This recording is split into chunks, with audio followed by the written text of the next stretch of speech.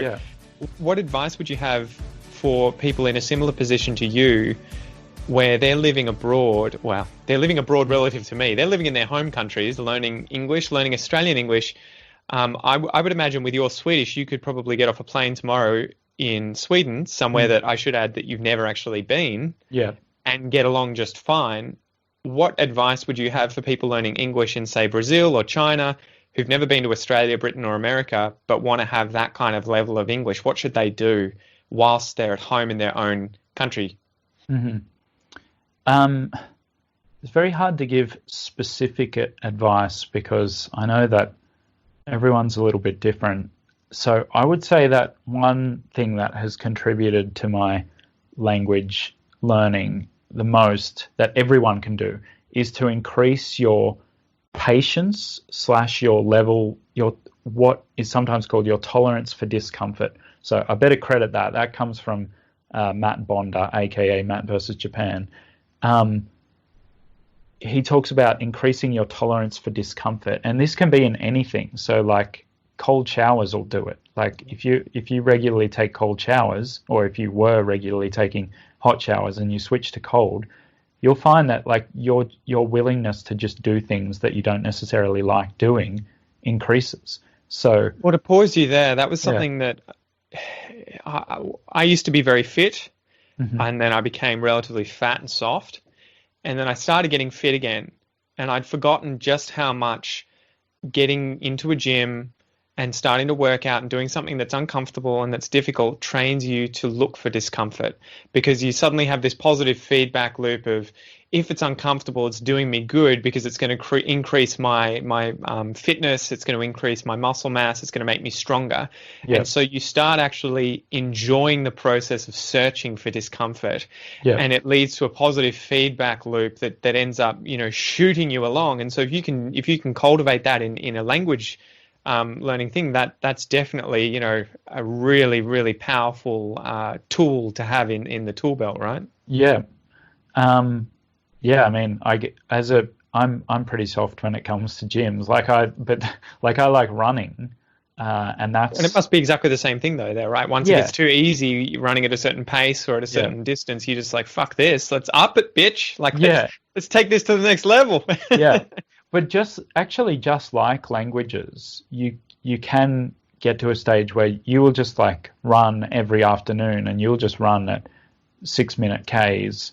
And that it never gets any faster because you never go any faster. Like, you need a purpose, right? You need a goal. You need to be like, why am I running? Am I running to increase my fitness, or am I just trying to sort of tread water and stay where I've always been? And that's what, with language learners, right? They need to be like, am I trying to get to a better level, or am I trying to maintain what I already have? Yeah.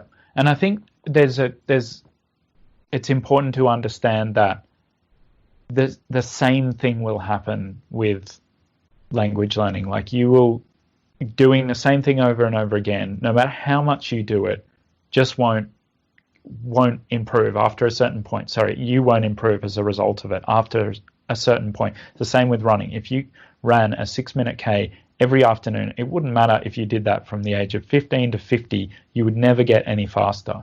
You're not going to suddenly pull out a 4-minute K. No. But I think we think that because of our experience, or what we think our experience was as children, we think that if you just speak it for long enough, you'll eventually become like a native speaker. But children are constantly out of their comfort zone, so they don't even acknowledge it as a thing. Like they don't even. They're so used to just being challenged on, like, they'll say, they have no comfort zone, right? Yeah. So there's nothing that they're good at. And even like in high school, they should be pushed outside of their comfort zone. So like I'm a big advocate for like roughly trying to replicate the experience of a high school student if you're kind of okay at your language. Like, I'm probably not in terms of spoken fluency, I would still be less than that, but in terms of my understanding of Swedish as a whole, I'm probably similar to like a 10, 11, 12, 13-year-old, somewhere around there. So to get to a full adult native speaker, I will need to go through high school or something that replicates high school. So like reading books and discussing that with someone, like, okay, what are the Writing ideas being essays, expressed? Yeah, thinking exactly. about it. And I think too that it's sort of a double-edged blade, right? When you're an adult, one, you've got a lot of competence in a lot of areas, and so you don't like the feeling of being new at anything because it's like that's so foreign. I have my job, I have my skills, this is what I'm good at, this is how I get respect, this is why people like me, you know, it's a big ego thing. And so I don't want to be the person at the bottom of the pyramid being like, I don't know anything. So you have to kind of overcome that. Yeah. And there was a second point that I was going to make that I've forgotten, but yeah. Well, I completely agree with you, even without knowing what your second point was. I feel like you might have been going to say something like, just then, but you don't like doing that, so you don't. But then also, I guess maybe as an adult, you have less time to do it anyway. Yeah. But yeah, I honestly, and I'm actually going to make a video about this when I've kind of formed my thoughts on it, but I think that we're all a little bit addicted to basically understanding everything all the time, and being able to express ourselves mostly exactly how we would want to, and learning a language increases even your awareness for how you can't always express yourself exactly the way you would want to, even in English. Like sometimes I've now realized that sometimes I try to say things that I'm like, it's not exactly what I want to say. Like the best way I know to say it is this, but it's not quite right. It's like holding a mirror up here, right? When you're starting to learn a new language, you're like, here are all of my flaws. Yeah.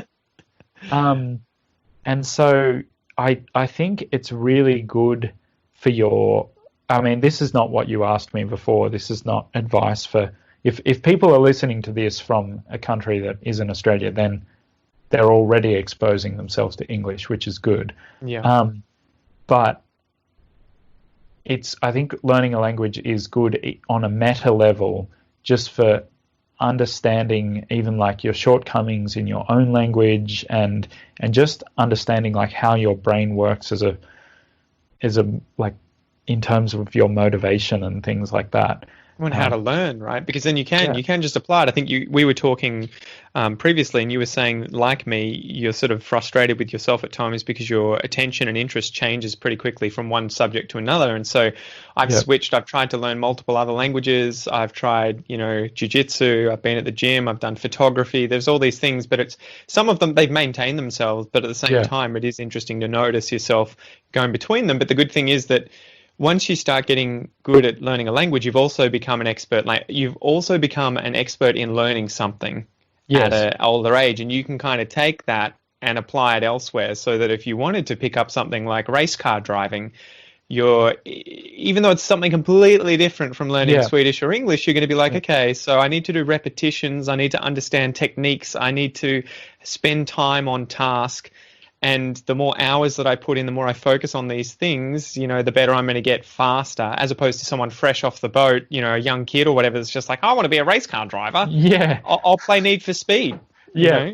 Well, and I think the one thing that separates languages from many other things, not from everything, but from many other fields that people get interested in, is that you have to be a little bit better at it before it's of really any use. Yeah. Like, especially if you say, not that I'm necessarily advocating for this, but if you learn a language like Swedish where most people already know your language, if as a native English speaker, you have, in order for that to be at all useful or even slightly impressive, it has to be pretty good. Whereas like photography, like, everyone these days will just like take some crappy old picture, and it's like, if it's of a nice scene like a sunset or whatever, it still looks pretty good. You don't actually have to know what you're doing for it to be okay.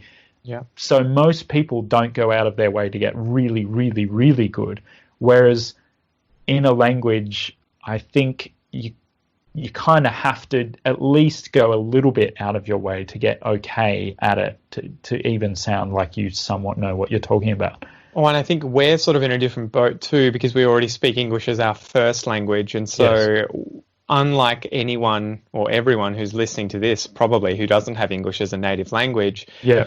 you guys are in a different position where this isn't a joke. It's not fun. No. It's Yeah. not a hobby. This is, for the most part, for you guys listening, you're migrating to this country. You're trying to get a serious career going in this country or whatever country, but you need to do it in English. You need it for business. You need it for friends, family. Like, it's, your motivations are in a completely different position, but you should also focus on them and use them as fuel to keep yourself pushing, right? To get out of that comfort zone, because the reward is a lot more, it's a lot higher than you or I, who are just like, I hope we can go to these countries and, you know, make sure we don't get lost.